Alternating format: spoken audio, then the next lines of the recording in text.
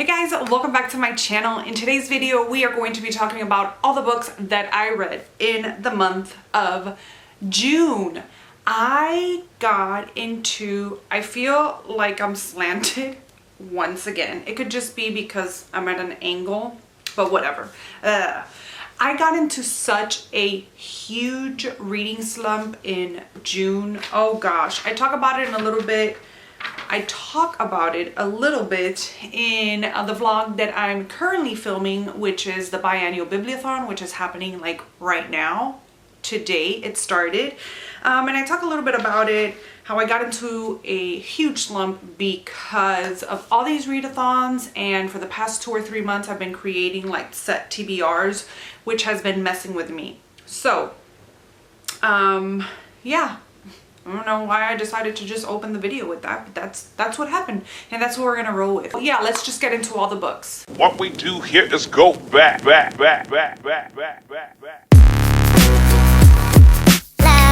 So for the month of June, I read a total of 7 books, which is about my average. First, I want to start the video off on a not so positive note for myself.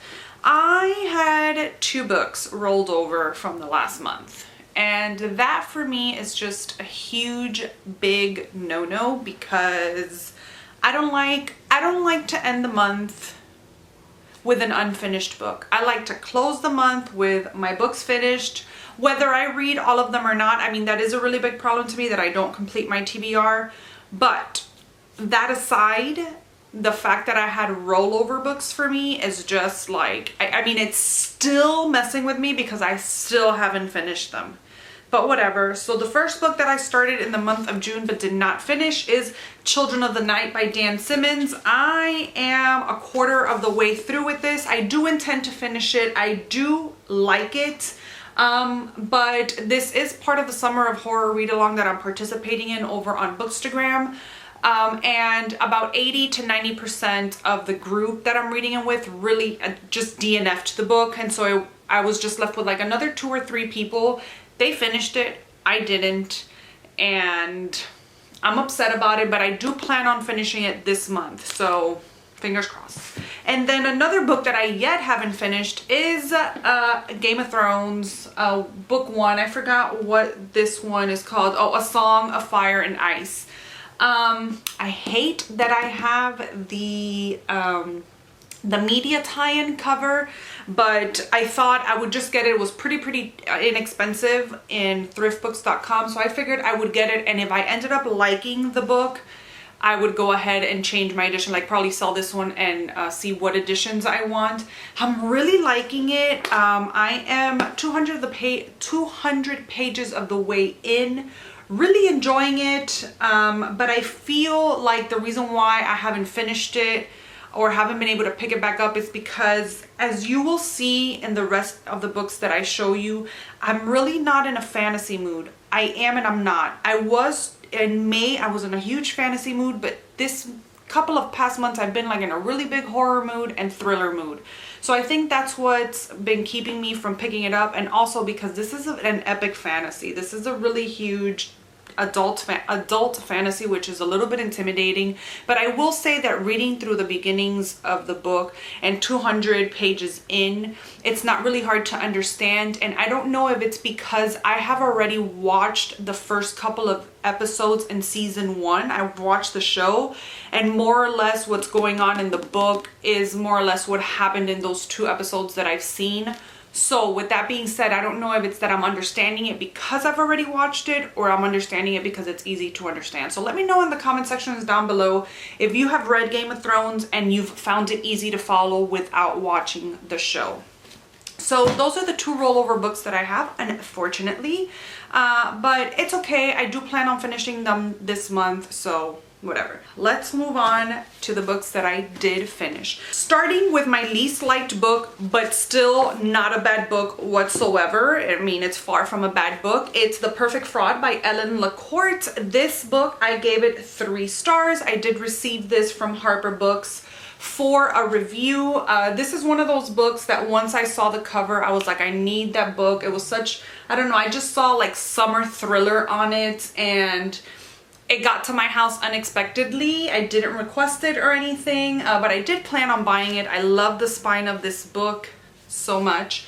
3 stars. This is a thriller. Here we follow our main protagonist, which is a psychic of sorts, and she was born with the ability to foretell the future. She has like, she sees things and stuff. And so, but at some point in her life, some really big event happened, and it sort of like clogged her abilities, sort of say. And so she has been working as a psychic all around, but just lying, like telling people what they want to hear. One day she's headed back home because something happened and she has to go visit back home, and she runs into this lady in the plane, which this is told in 2 perspectives. So it's told in the main protagonist, and it's also told through this mom that has this little girl, and she has like this chronic illness, and nobody can figure out what this illness is. And so these 2 ladies, they bump into each other, or they're riding on the same plane together next to each other, and she's basically telling her, our main protagonist, I forgot their names already, she's basically telling her all the things that she's gone through with her daughter, and they just can't find this cure. And it just so happens that this mother is going with her little girl to Phoenix, I believe it's Phoenix. Actually, it's on the way back. It's on the way back when she's going back home, and this lady, she's on the way to the Arizona area because there's a doctor there that specializes in stomach problems, and the story develops from there. I really did enjoy this book. The only thing that I found is this is a debut novel. So with that being said, the writing is a little bit airheaded, maybe, if that's the right word. It was just sort of like bimbo-y at times, or too, just the way things were explained were just too elementary, if that makes sense. I don't know how else to explain it, and I found myself like rolling my eyes sometimes. But the whole premise of the story is really good. So being that it's a debut novel, I can understand like the writing of it, the writing style. So yeah, enjoyed it. 3 stars. I would recommend it if you're into thrillers, and you know, it's a really good story. I really did enjoy it, and I liked the way, I really enjoyed the way it ended. It had a really solid ending. So yeah, 3 stars. I'm really tempted to do like vlog style wrap-ups like Julie from Pages and Pens, because I feel like by the time that I film my wrap-ups, I forget about the books. Let's talk about a book that I DNF'd. I DNF'd Tithe by Holly Black. So I was trying to follow along with the fairy read along that that Melanie from Mel to the Any was having with a couple of other girls. They're basically reading all of Holly Black's fairy books. Gosh, I cannot get that sentence out. Until the release of the 3rd book from, I don't know what the series is called. The Queen of Nothing. The book that's coming out, The Queen of Nothing, from her latest series or trilogy, I don't know what it is. And so I was trying to read along with them, and I was excited because I've been wanting to read Tithe and the fairy books for a while now, but I just could not get into it. I think it was just because I wasn't in the mood for it. I do plan on reading it at some point, but I just put it down for the moment and I did not continue. I think I got like 20 pages in and I was like, I cannot do it. So I wasn't understanding it a lot. I felt like it jumped from point to point to point to point too quickly and without warning. So I felt a little bit lost. I wasn't in the right state of mind. So I did put that one aside. Now for my 4-star book, I was so blessed to receive an arc of The Last Houseguest by Megan Miranda. I loved her book, All the Missing Girls. I loved it so much, and I do own her other 2 books. So I had requested this and I was just sent it and I was so excited. This book is so good. 4 stars, like I said. Here we're following Avery. She basically is a property manager, a property keeper of these vacation homes in this island in Maine. She lives through the tourist season of this town. She lives through the the time where there's not tourists and it's just the people that actually work the land. She lives through those times, which is like the, you know, the summer season and then the fall and winter season when it's like pretty empty and there's nobody there. She knows the ins and outs. She knows the secrets. It's a very small, like, kind of community.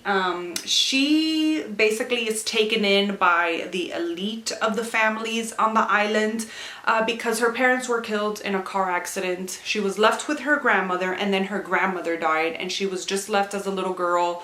And she met this friend, and basically this family takes her in, and they are like the wealthiest family in the island, full of secrets. Her friend gets murdered. The daughter of this family that takes her in, she's found dead. And so she's found dead. She's found with a note. There is a note found in the house where she used to live, and it's sort of like a suicide note. And so it just goes back and forth in time, back to the night that they find her dead, and it goes to the future and back and forth, and she's dealing with the friend's brother, trying to figure out what happened to this girl. Did she really commit suicide? Did she really get murdered? What happened? I love the whole ambiance in this book. The atmosphere is just incredible. You have your island, you have, you know, the creepy nights, or like a couple of creepy scenes there, or like thrilling scenes. I love the tropical life, like you guys know, and islands and water and stormy nights. So we get a lot of that here. There's a lot of suspense, which I really enjoyed. Yeah, I gave it 4 stars. It was a little bit predictable, as a thriller tends to be, so that's not really a bad thing. I do recommend this book, especially if you're like me and you like that island life and the summer life and just the creepy, like, dark vibes and atmosphere in a book. I highly recommend it. And I mean, this cover is just, I love all her covers to all her books. The next book I read, I actually got an e-arc of, so I will put the picture up here, and it is In the Shadow of the Spindrift House, I believe it is. I should have checked the name, because I write the names like half-assed here in my bullet journal. So like if it's a long name, I half-ass the name. So it's called In the Shadow of the Spindrift House, and it's by Myra Grant. It's one of these books that are like it was like Needle and Bone, which is like a special edition, and it came out through Subterranean Press. So these books are like really little, and they're like collector items, or they're like $40 for this kind of book. But I was able to snatch one up on NetGalley, so thank you so much to NetGalley and to Subterranean Press for allowing me to read this book before it came out. I love Myra Grant. She is also Seanan McGuire, which is the writer of the Wayward Children's, or the Children, you know the series I'm talking about. I've only read one of those books. And she also wrote, as Myra Grant, she wrote Into the Drowning Deep. And so as Myra Grant, she writes horror books, and I always enjoy, it's not like, you know, the best horror books that I have ever read, but I do like her dark tones in the books. So I gave this book 4 stars. I really enjoyed it. Here we are following a group of friends, and since they were young, they did documentaries, or yeah, I would say documentaries of they're trying to find ghosts and hunt ghosts and things like that. And so they are all grown up now, and basically they're thinking about going their own ways. But this one girl, our main protagonist, she's in love with her friend. I forgot her name, but she's secretly in love with this girl, and she just doesn't want the group to break up. She's like trying to hold on to it. She didn't have like the best like family relationships. I think that her parents got murdered, like she witnessed her parents getting murdered, and so she's never had like the sense of family until she meets this one friend that basically the mom and him take her in. And so this little group is formed, and she like feels like family with them. And so she's like trying to hold on to them, and she finds this one last job for them to do, and it's basically to go to this house, the Spindrift house, and see, they're trying to find who owns this house. It's been it's been in 3 families, so they can't find the original title or deed to the house to see who it belongs to, and they're all like fighting. And so they get these kids to come, or they're not kids anymore, they're adults. But they get these adults to come in there, but there's certain rules, like they have to stay there until they can like ransack the whole house and find out who the house belongs to, clues and all of that. They have to be checked before they go in to make sure that they're not, because they're gonna get money. They're gonna get a lot of money for this. So they have to make sure that whatever they find is accurate information of who owns this house. I don't know if that's making sense, but this house is haunted. The house in itself is a character. It's a little bit Lovecraftian in the sense of like the weirdness and one of the characters. I really enjoyed it. I enjoyed how dark this book was, like just the tone of the book. There was a couple of scenes that were a little bit creepy. Nothing too much, nothing too crazy. There is mention of like suicide in the book, so trigger warning for that. But it was a very enjoyable book, very short, easy read if you're into that kind of book. Just a typical Myra Grant kind of dark tone. So I really did enjoy that. I don't know if I said, but I did give this one 4 stars, and I was just so grateful that I was able to read it.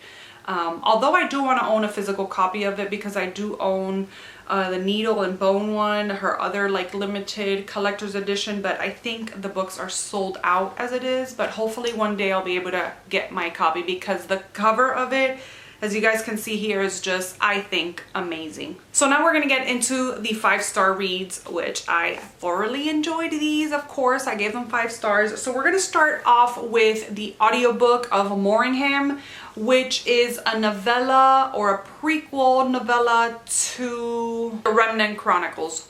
Wow, I couldn't think of that. You guys know I loved the first book, The Kiss of Deception. I loved that book. It was an unexpected 5 stars for me. I didn't know that there was a little prequel novella to the series. It just takes place before the Remnant Chronicles, and it's the story of how they came to be. They're going through oppression, and it just came up to how the Kiss of Deception came to be, how that storyline came to be. And so I gave it 5 stars. I really did enjoy it. I love that story so much. I can't explain how I feel about those books. I tried reading one of the books that I tried to read for last month, which was The Heart of Betrayal, but I got like a quarter of the way through, and I just couldn't get to finishing it because we had readathons and stuff. But that is a series that I intend to finish, and I intend to buy and collect for my library. So yeah, 5 stars. It's a very short, I think it's like 2 hours long, the audiobook, and I found it through my library. And like I said, it's just the beginnings of how the Remnant Chronicles, or the Kiss of Deception, that world came to be. Very, very enjoyable. I loved the narrator. You guys know I don't like audiobooks too much, but I really, really did enjoy that one. Last month we had the Buzzwordathon. So the Buzzword Readathon that Books and Lala hosts, and out of the 4 books that I set on my TBR, I was able to complete 2 of them, and those 2 were 5-star reads. The first one is I See You by Claire McIntosh. I actually listened to the audiobook from this because I was able to find it from the library, and there was times where I would read the physical book, and then there were times that I would read the audiobook. The audiobook is amazing. This narrator, bomb.com. I loved her so much. She did all the scenes perfectly. If it was like a scene that was like an agitated scene, she did the agitations. If it was like a part where the girl cried out, she cried out. She just brought so much life to this book. I absolutely loved it. So here we follow our main protagonist, and one day she's living her day-to-day life. She works in like this real estate office, like a little small office, where she basically takes care of all the leads. Like, she works in the office itself. She takes care of anybody that comes in. She holds the keys. She, keeps all the file and the paperwork and all that. She's one day flipping through the newspaper in the subway, and she comes along this ad where it's her picture, and she's like surprised, but all her family's like, that's not you, that's not you. It's, you know, because it's an older picture, apparently it's an older picture of her, and so she's not sure if that really is her, and it's like a little bit distorted because it's a newspaper, but she almost like blows it off, and she's like, okay, it's not me, and everybody's like, that's not you, you're just being ridiculous. And so she just continues, but every day there's a new picture in these classifieds of these new girls with this phone number. She actually calls the phone number, and it's like a dead end kind of phone number. They can't get into the website that's like listed on there. You have to have like a password. And so she just blows it off. But every day there's like a new picture, and a couple of those girls have gone dead. So she's like, oh my gosh, am I next? So she's like living in this like kind of like, oh shit, like, am I next? So she's like all scared. She's trying to protect her daughter. She's trying to work with this detective that has been working the case of a couple of people on the train getting like items stolen, things like that. And the story develops. But there's parts of this that has that You vibe, where the killer, which you don't know who it is, it's anonymous, is talking directly to you. And he's basically saying how, I see you on the train and routine is so common for you, and I see you but you don't see that, and things like that. So there are portions at the end of the not every chapter but every few chapters, those little scenes come in, and it's like creepy, and the way she would read them was phenomenal. Highly recommend it. It wasn't so much, it wasn't a book that was predictable from the beginning, but it got you sort of got the sense of who it was towards the end, but you weren't sure. It was great. The ending was amazing. I'm gonna leave my favorite 5-star for the end of the video because I loved it so much. Next, for the Buzzword Readathon as well, and the final book that I read for the readathon was Watching You by Lisa Jewell. This is another one that I had to listen to the audiobook because readathon, 2 books, 1 week. Who am I? Audiobook, that's who I am. So good. So good. I loved it. This is basically a little area or town where everybody is watching everybody. Like there's a mystery. There's this lady that's watching this family, and she thinks that this family is like part of like this group, this elite group that's like suspicious. And then there's the main protagonist that is watching this man that lives next to her, and she just thinks how good looking he is, and she's having thoughts about him. And then the child of this family is everybody is watching each other, and there's this big mystery. There's a murder that happens, and one of the family's dad or husband gets blamed for it, so we're trying to find out what's happening. It was so good. I know I'm not making sense. Do I ever make sense when I explain these books? This is like an upscale kind of neighborhood where you have lawyers living and doctors. And the main protagonist, she's basically living with her brother who is married and is about to have a baby. And they welcome her inside the home because I believe she's just like, she's in a low point of her life where no money. She has like a mediocre job. And so the brother is like, move in here with us, and her boyfriend. And so yeah, it's just a soap opera kind of thriller. It has its dark moments, it has its element of, you know, mystery, but it was just so good. And just everybody's all up in everybody's life. Like, people, let's get a life. This is not going so well. Every time I'm filming, I'm like, why do I do this? Like, you don't make any sense. You don't know how to explain things. You are the worst at explaining things, but here we are. And we're up to the final book. And this book, I think, is making it to, I don't know if I'm doing a top 5 or a top 10, it depends, but it's made it up there in the top books of the year. And that is Anya Ahlborn's Brother. Oh my gosh. So you guys know that I read, my first book of her was The Bird Eater a few months back. Can't remember, like a few months back. And I was a little bit disappointed with that book. I've always heard such good things about this one, but I had The Bird Eater and I was like, and that cover was just ridiculously creepy. And so I read that one first. I was a little bit disappointed with that book. I liked it. It was creepy. I liked the writing style, but I was a little bit disappointed. So I was a little bit apprehensive of going into this one. But my bookstie, Eleni, and me, we did this challenge where she read one of my favorite books, which was Shadow and Bone. So she read Shadow and Bone, and I read Brother, which is one of her favorite books. And I am so glad that I did. 5 stars. Favorite, top of the year. This is a messed up family that lives like deep in the country, like deep in the woods. They are, I use family like extremely loosely. Like these people have like no sense of love or respect for each other. It's the mother, the dad, 2 sisters, and 2 brothers, if I'm not mistaken. But the family goes dwindling down as the story goes along. The ending is just, it ripped my heart out. It is hard to read. I am gonna say trigger warnings for animal cruelty. I did not think to mark out the areas where there is animal cruelty.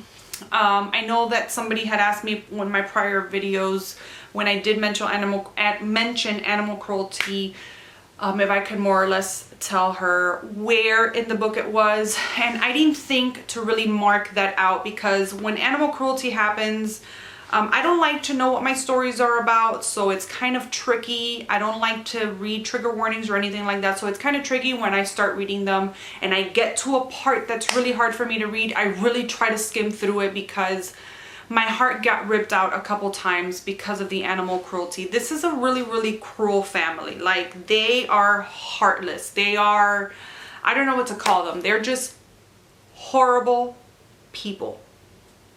I don't want to tell you too much about this because I want you to go into this blind, but just know that there is cruelty. There is animal death, and those parts are really tough to read. It's not a lot. It's not like consistently, but there are a couple of parts that there is. I mean, there's freaking people cruelty in this. There is torturing of girls. They basically capture girls and kill them, torture them. The mother, I despise her, but the brother, Rebel, is like despicable. Like, he is the worst of the worst. This is a gut-wrenching story. It's dark, it's evil, it's twisted, but the ending to me makes it all worth it. It just brings the story in together. The storytelling is brilliant. Anya just kills it with her storytelling, and that's one of the things that I liked in The Bird Eater. Regardless of me feeling how I felt about the whole plot and the ending of that book, the storytelling was on point. Same with here, and everything in this book is just perfection. So if you haven't read it, I would really try to, even if animal cruelty for you, I mean, animal cruelty for me is the worst, like the worst. I had to put this book down at least twice where I just cried for these stupid animals. I hate seeing stupid animals, but I mean, it really affected me when it came to that. But again, the ending, it was all worth it. Like you're just like, what? It's one of those books. So yeah, you guys, those are all the books that I read for the month of June. You know the drill. Let me know down below what books you read for the month of June. What was your favorite book? Let's chat books in the comments section. Thank you so much for watching. I hope you guys enjoyed. I will see you guys in my next one. Bye. Whew, I felt like I was talking forever.